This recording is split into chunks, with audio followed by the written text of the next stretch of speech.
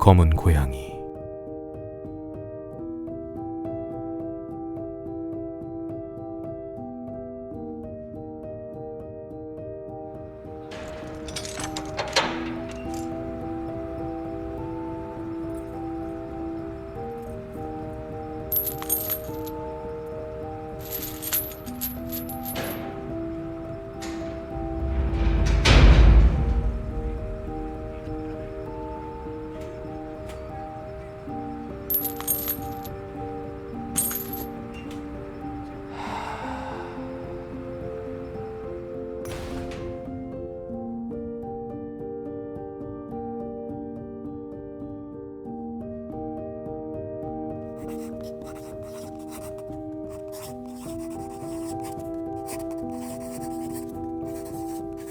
내가 지금부터 쓰려고 하는 가장 끔찍하지만 가장 솔직한 이야기에 대해서 믿어주길 기대하거나 간청하지 않는다.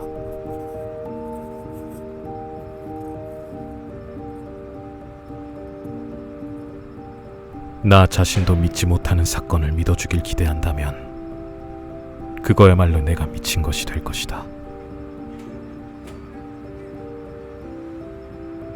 그렇지만 난 미친 것도 아니고 분명히 꿈을 꾸고 있는 것도 아니다.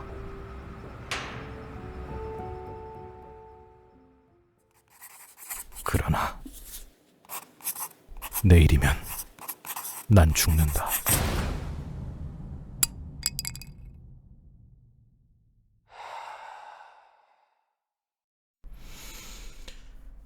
그래서 오늘 내 영혼의 무거운 짐을 벗어버리고 싶은 것이다. 나의 단도직입적인 목적은 병이하고 간결하게, 그리고 설명을 붙이지 않고 세상 사람들 앞에 일련의 단순한 가정사건을 내놓는 것이다. 결과적으로 이들 사건이라는 것은 나를 무서워 떨게 만들었고 괴롭혔으며 파멸시키고 말았다.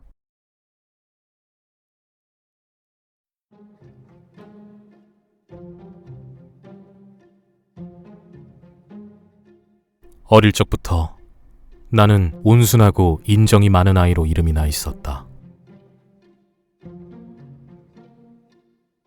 나는 유별나게 다정다감해서 친구들한테 놀림감이 될 정도였다. 게다가 유독 짐승을 좋아해서 부모님은 갖가지 애완동물을 구해주셨다. 나는 대부분의 시간을 이 동물들과 함께 보냈고 이들에게 먹이를 주고 귀여워해주는 시간보다 더 행복한 때는 없었다. 성장하면서 이러한 나의 괴벽한 성질도 자라나서 어른이 되어서는 그것을 나의 가장 큰 쾌락의 원천으로 삼게 되었다.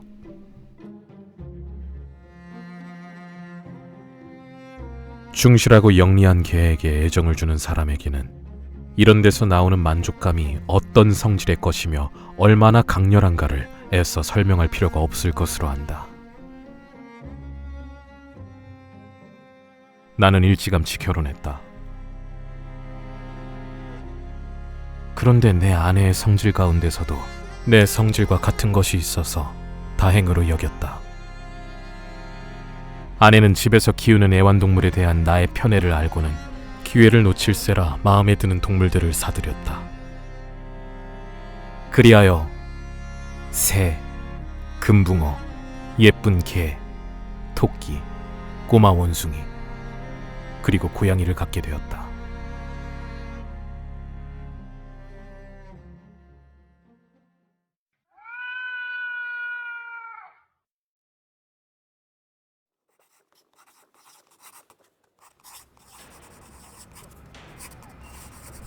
맨 나중에 갖게 된 이 고양이는 유달리 크고 예쁜 데다 몸이 온통 까맣고 놀라울 만큼 영리했다. 플루토, 로마 신화에 나오는 명부의 신. 이것이 고양이의 이름이었다. 그는 내가 제일 좋아하는 짐승이며 놀이친구였다. 그놈을 나 혼자만 키웠고 그래서 놈은 내가 집안에서 어딜 가나 따라다녔다.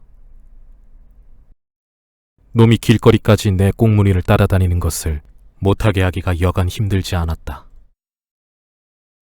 우리의 우정은 이런 식으로 수년 동안 지속되었다. 이 기간 동안에 나의 기질과 성격은 무절제라는 악마 덕분에 못된 쪽으로 마구 변해버렸다.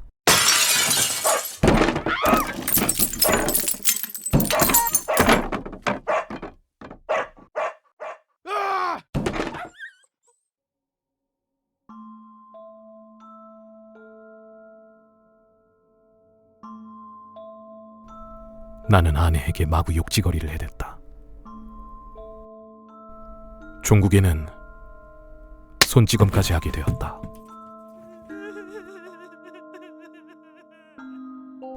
물론 내 애완동물들도 내 성질이 변한 것을 느끼게 되었다.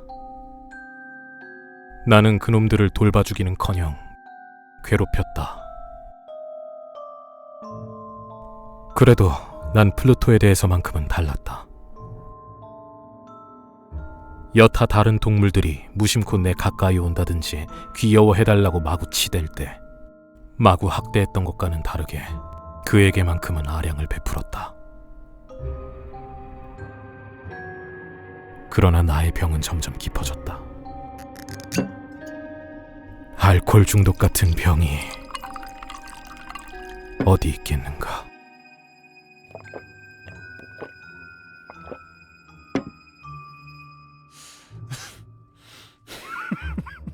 결국 플루토까지도 내 못된 성질에 영향을 받기 시작했다.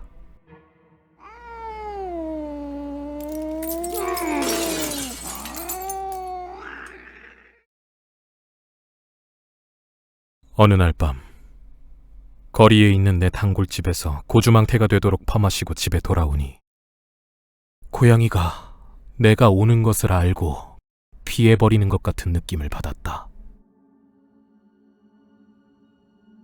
나는 그놈을 움켜잡았다. 그러자 내가 부리는 횡포에 겁을 먹고 이빨로 내 손등에 가벼운 상처를 입혔다. 나는 순간적으로 악마와 같은 분노에 사로잡혔다. 나는 제정신이 아니었다. 술기운으로 터져나오는 악마보다도 더 못된 악귀가 전신을 떨리게 만들었다. 나는 조끼 호주머니에서 주머니 칼을 꺼내 그 가련한 짐승의 목덜미를 움켜잡고 얼굴에서 눈깔 하나를 유유하게 도려냈다.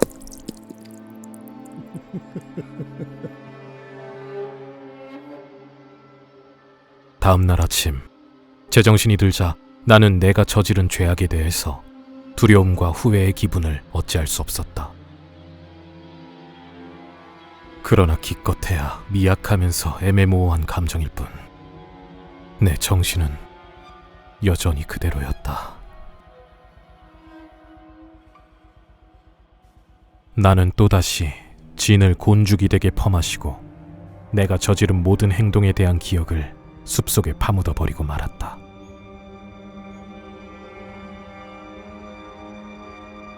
그동안 고양이는 서서히 상처가 아물었다. 그 도련의 눈구멍이 흉측한 꼴로 변한 것은 사실이었다. 그러나 이제 더는 고통에 시달리는 것 같지는 않았다. 그놈은 그전처럼 집안을 돌아다녔지만 예상했던 대로 내가 가까이 가면 공포에 질려 도망가고 말았다. 한때 그토록 나를 좋아했던 짐승이 대놓고 싫어하는 사실에 대해 처음엔 서글픈 생각이 들었다. 그러나 이런 마음은 금세 분노로 바뀌고 말았다. 마음이 마구 비꼬이고 말았다. 이런 비틀린 마음이 나의 파멸을 낳고 말았다. 어느 날 아침, 나는 냉혈동물처럼 고양이 목에다 올가미를 씌워 나뭇가지에 매달아 놓았다. 매다는데 나의 눈에선 눈물이 마구 흘러내렸고 가슴은 칼로 도려내듯 쓰라렸다. 나는 그놈이 나를 무척 좋아했다는 사실을 알기 때문에, 그리고 나를 화나게 할 아무런 구실도 주지 않았다고 느꼈기 때문에 매달았다. 그런 짓을 함으로써 내가 죄를, 그것도 내 불멸의 영혼을 망쳐버릴 끔찍한 죄를 짓는다는 사실을 알기 때문에 매달았다. 설령 자비하심이 한량없으면서도 무섭기 이를 데 없는 하나님의 무한한 사랑으로도 어쩔 수 없는 그런 죄가 있다면 바로 그런 죄를 지은 것이다.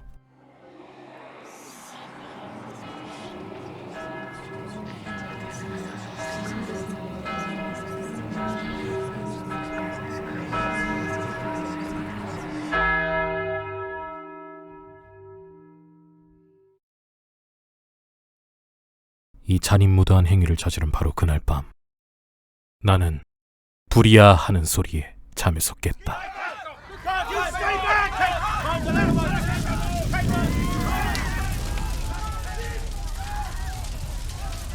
침대 커튼이 불길에 쌓여 있었고 집 전체가 활활 타고 있었다. 아내와 하인과 나는 간신히 불더미 속에서 피해 나왔다. 집은 폭삭 타버리고 말았다.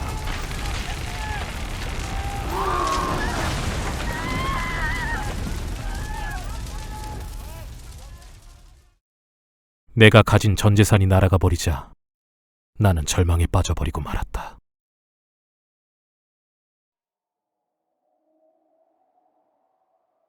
불이 난 다음 날, 나는 불탄 자리로 가보았다. 벽은 한쪽만 빼놓고 모두 주저앉아 있었다. 나의 침대 머리맡에 있던 벽이었다. 이 벽이 불길을 견딜 수 있었던 것은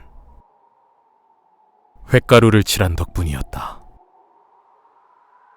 그것도 바른 지가 얼마 안 되었기 때문이다. 벽 근처에 사람들이 잔뜩 모여 있었다. 가까이 다가가 보았다. 마치 하얀 벽 표면에 얕게 새긴 것 같은 거대한 고양이 모양이었다. 그 짐승의 목둘레에는 끈이 매여 있었다.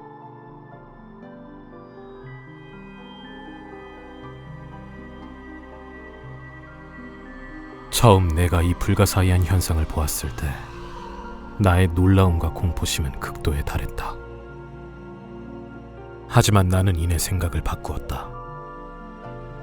내 기억에 따르면 고양이를 집과 맞붙어 있는 정원에 매달아 놓았던 것이다. 불이야 하는 소리에 정원에서는 당장 사람들이 몰려들었다. 아마 그들 중 누군가가 그 짐승을 나무에서 떼어내어 열려있는 창문을 통해 방 안에다 내던졌음이 틀림없다. 아마도 그렇게 해서 나를 잠에서 깨우려 했던 것이리라. 그랬던 와중 다른 벽이 무너지면서 새로 회칠했던 벽이 내가 가한 잔인성의 재물을 짓눌러버렸던 것이다. 불길로 탄 회반죽과 시체에서 나온 암모니아가 뒤섞여 내가 본 것 같은 형상을 만들어냈던 것이다. 몇 달 동안을 나는 고양이의 환영에 시달렸다.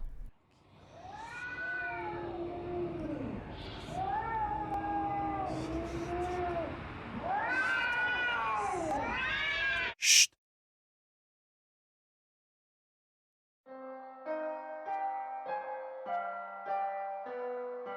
그리고 그동안 내 마음 가운데엔 회한 비슷한, 그러나 실은 그것도 아닌 묘한 감정이 일어났다. 그 짐승을 잃어버린 것을 후회한 나머지 그놈과 같은 종류이거나 혹은 그와 비슷한 그놈을 대신할 동물을 찾기 위해 내 주위를 살펴보았다.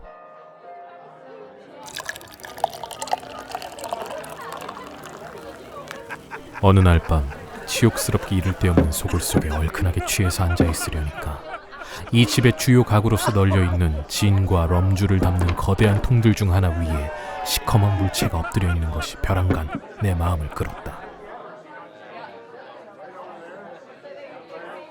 이상한 사실은 내가 진작 그 물체를 알아보지 못했다는 점이었다. 나는 가까이 가서 그것을 손으로 건드려 보았다.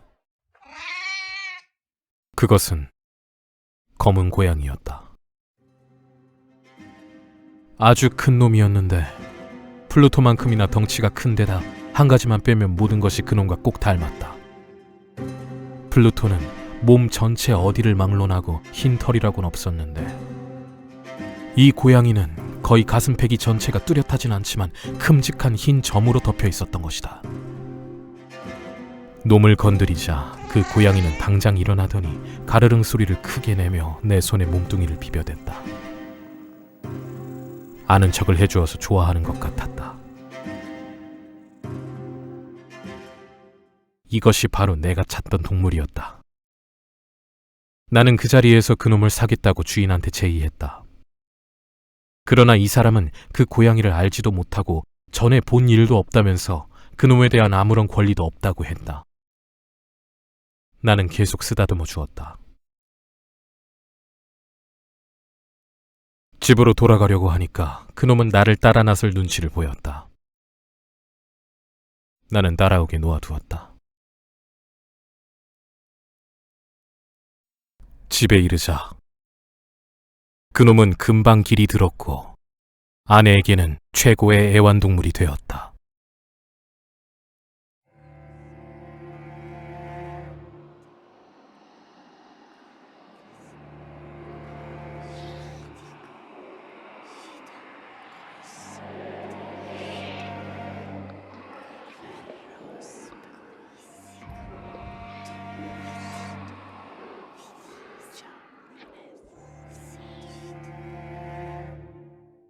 얼마 안 있어 내 마음속에서 그놈을 싫어하는 현상이 일어났다. 이전과는 정반대의 상황이었다. 그놈이 나를 좋아하는 것이 도리어 불쾌하고 귀찮은 이유를 알 방법이 없었다. 차츰 이런 불쾌함과 귀찮음이 혐오감으로 바뀌고 말았다.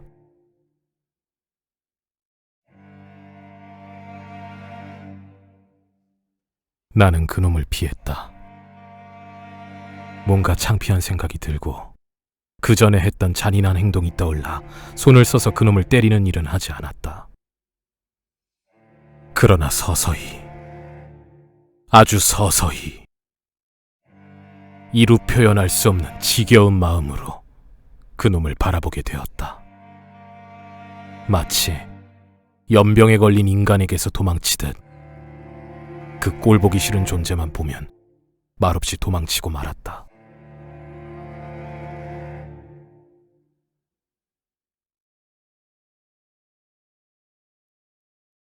이 짐승에 대한 나의 혐오감을 부채질한 것은 의심할 바 없이 그놈을 집으로 데리고 온 그 다음 날 플루토처럼 그놈도 눈알 하나가 빠져나갔다는 사실을 발견하고 난 뒤부터였다. 그러나 이 고양이에 대한 나의 혐오감과는 아랑곳 없이 그놈의 나에 대한 편애는 더욱 커져만 가는 듯했다.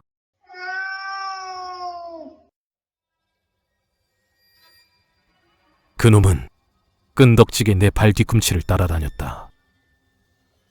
내가 앉아있을 때는 의자 밑에 쭈그리고 앉아있든지 내 무릎 위에 뛰어 올라와 진저리 나는 애무로 나를 핥아댔다. 일어나서 걸을 낮추면 내 발 사이에 끼어들어 사람을 넘어뜨릴 뻔하거나 길고 날카로운 발톱으로 옷을 붙들고 가슴팍까지 기어올랐다. 이럴 때면 나는 그 녀석을 한 대 쳐서 죽이고 싶었지만 한편으론 전에 저지른 죄가 생각나서 주저하게 되었다. 하지만 가장 큰 이유는 그 짐승이 끔찍하게도 무섭기 때문이었다. 이 두려움은 죄악에 대한 두려움이 아니었다. 그렇지만 나는 달리 그것을 정의할 방법을 모르겠다. 그저 이 짐승이 나에게 끼친 공포와 전율은 있을 수 있는 단순한 망상으로 인해서 더 커져갈 뿐이었다.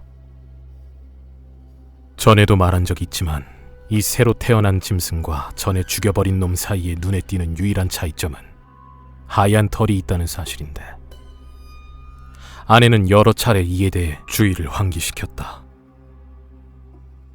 그러나 차츰차츰 거의 눈에 띄지 않게, 더구나 오랫동안 내 이성으로는 환상이라 애써 부정하려 들었지만 그것은 드디어 뚜렷한 윤곽을 드러내게 되었다.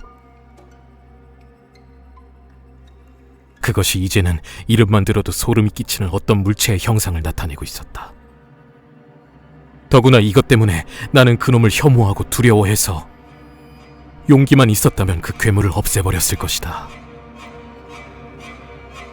그것은 정말 소름 끼치는 교수대의 형상이었다.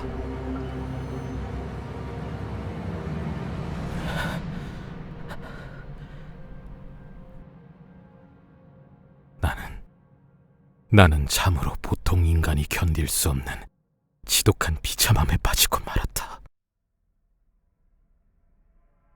그런데 저 짐승이, 저 잔인한 짐승이 높으신 하나님의 형상을 본따 만들어 놓은 인간인 나를 위해서 이토록 참을 수 없는 고뇌를 만들어 놓다니. 밤이고 낮이고 안식의 축복을 이제는 더 알지 못하겠구나. 낮에는 그 짐승이 한시도 나를 혼자 놔두지 않았고, 밤이면 시간마다 형언할 수 없는 악몽에서 깜짝 놀라 깨어나면 그놈의 화끈거리는 입김이 내 얼굴을 덮고 있었다. 그 지독한 무게는, 도저히 떨쳐버릴 수 없는 그 악몽의 화신은 끝없이 나의 가슴을 짓누르고 있었다. 이와 같은 고통의 압력에 짓눌려 내 몸속에 겨우 남아있던 가냘픈 선의는 질식되고 말았다. 악독한 생각만이 나의 유일한 친구가 되었다. 한없이 캄캄하고 악독한 생각만이.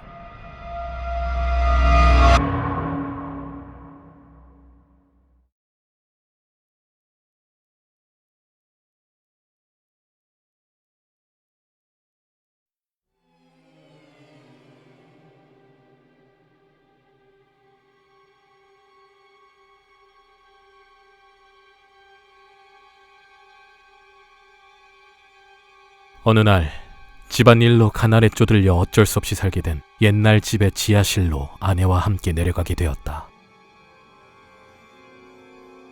고양이가 내 뒤를 따라 가파른 층계를 내려오다 하마터면 그놈 때문에 나는 거꾸로 떨어질 뻔했다. 그래서 나는 미칠 지경으로 화가 치밀었다.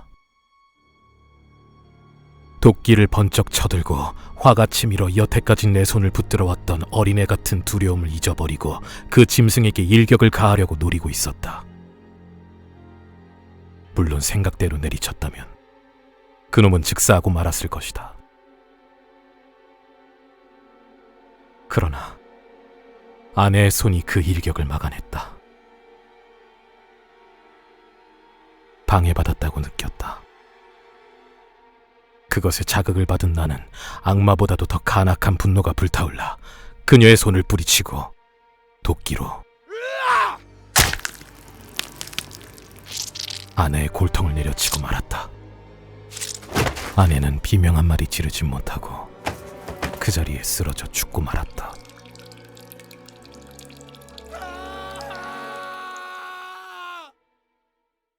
이 흉측한 살인을 저지르자 나는 당장 주도면밀하게 시체 감추는 작업에 착수했다.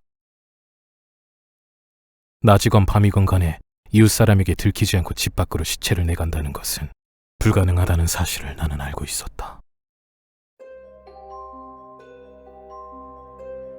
여러 가지 계획이 마음에 떠올랐다. 시체를 토막토막 잘게 썰어 불에 태워버릴까도 생각했다. 그렇지 않으면 지하실 바닥에 무덤을 파서 묻어버릴 결심을 하기도 했다. 또는 마당에 있는 우물에다 던져버릴까, 혹은 흔히 하듯이 상자 속에 상품처럼 포장해서 짐꾼을 시켜 집에서 내갈까도 궁리했다. 결국에는 이 모든 방법보다 훨씬 더 편리하다고 여겨지는 방법이 번뜩 떠올랐다. 지하실 벽 속에 그녀를 넣고 발라버리기로 결심했다. 이와 같은 목적을 수행하는데 지하실은 안성맞춤이었다. 그 벽은 엉성하게 쌓였으며 회벽칠을 대충 한 것이 얼마 안 된 데다 공기가 눅눅해 아직까지 굳지 않았다.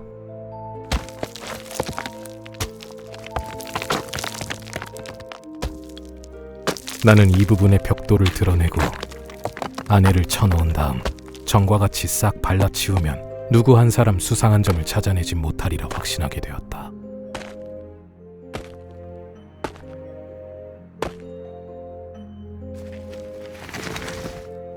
이 계산은 어긋나지 않았다. 나는 쇠질의 때를 써서 벽돌을 쉽게 헐어내고 벽 속에 아내를 조심스럽게 세워놓았다. 그리곤 그다지 애먹지 않고 전과 똑같이 벽 전체를 쌓아 올렸다.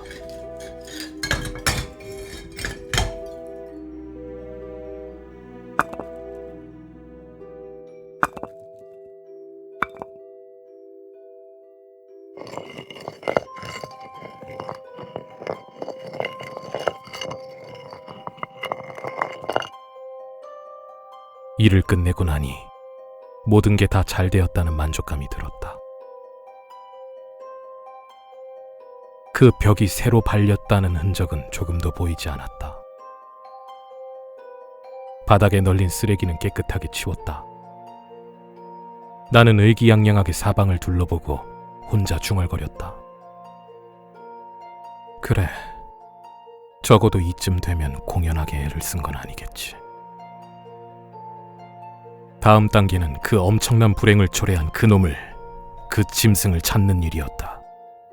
나는 끝까지 그놈을 잡아 죽여버리겠다는 굳은 결심을 했기 때문에 바로 그때 그놈을 만날 수 있었다면 그놈의 운명은 의심할 여지가 없게 됐을 것이다. 그러나 그 교활한 짐승은 내가 발광을 부리자 기겁을 한 나머지 내 이런 감정 앞에 나타나기를 꺼리는 것 같았다. 그 기분 나쁜 짐승이 보이지 않자 내 가슴 속에서 일어났던 그 깊고 축복받은 안도감을 어떻게 묘사하고 상상해야 할지 모르겠다.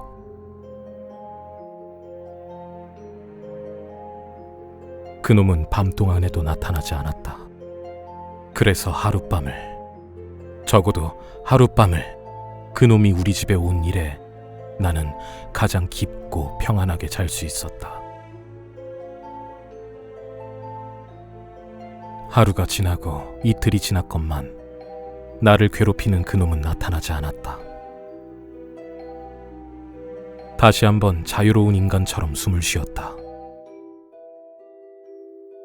그 괴물은 공포에 떨며 영원히 우리 집에서 떠나고 말았다.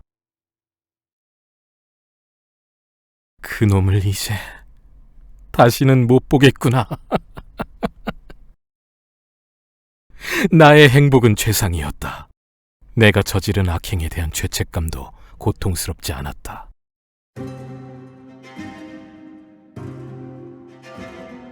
그 일이 있은 후 몇 번 경찰에게 신문을 받았다. 물론 그쯤은 척척 대답해냈다. 가택수색도 받았지만 물론 아무것도 탄로나지 않았다. 내 앞날의 행복은 안전무사하게 보였다. 아내를 죽인 지 나흘째 되는 날, 한 무리의 경찰이 집에 몰려들어 가택수색을 했다.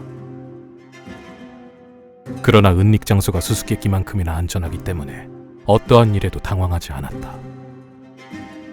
경찰들은 수색하는 동안 자기네를 따라다니라고 했다. 그들은 구석이라는 구석은 빼놓지 않고 전부 다 뒤지고 지나쳤다. 드디어 그들은 지하실에 내려갔다. 물론 나는 눈 하나 깜짝하지 않았다. 나의 가슴은 세상 모르고 잠들어 있는 사람의 심장처럼 고요하게 뛰고 있었다.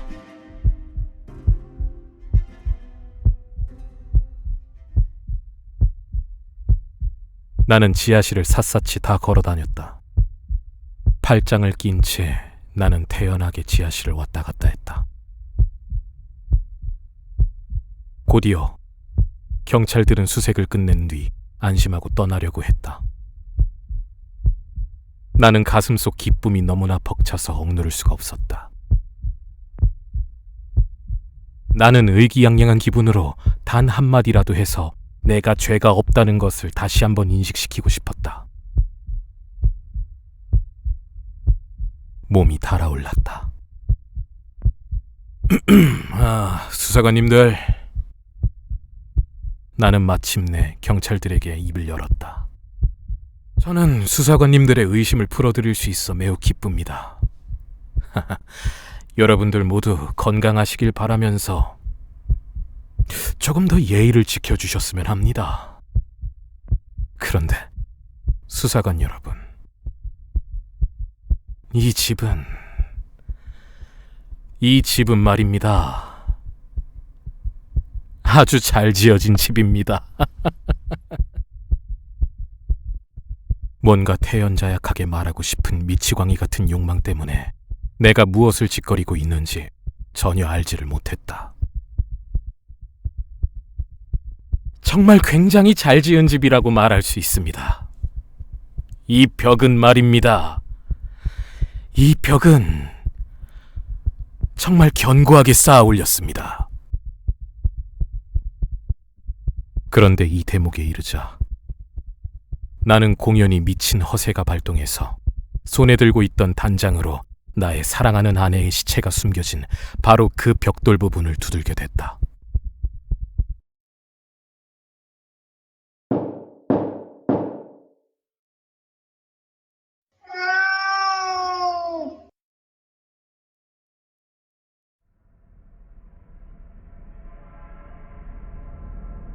하나님이시여, 저를 보호하사 마왕의 독수에서 구원해 주시옵소서. 내 단장이 두드리는 소리가 사라지기가 무섭게 무덤 속에서 대꾸하는 목소리가 들려왔다. 처음엔 어린아이가 흐느껴 우는 것 같은 울음소리가 들리더니 뒤이어 크고 긴 절규가 불규칙적으로 들려왔다.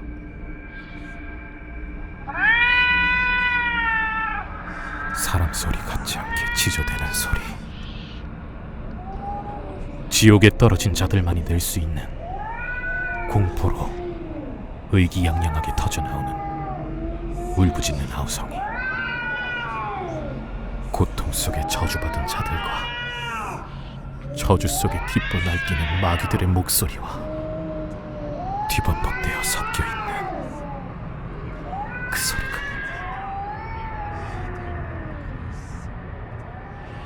나는 그만 기절하고 말았다. 다리에 힘이 풀려 비틀거리며 맞은편 벽에 쓰러지고 말았다. 한순간 경찰들은 모두 공포에 질려 그 자리에 얼어붙고 말았다. 다음 순간 12명의 건장한 팔이 벽을 두드려 부수고 있었다. 이윽고 벽이 통째로 넘어갔다. 썩어 문드러지고 굳어버린 시체가 경찰들 눈앞에 꼿꼿이 서 있었다. 그리고 그 괴물은 아내의 머리 위에 새빨간 입을 벌리고 분노에 찬 외눈을 부릅뜬 채 앉아 있었다.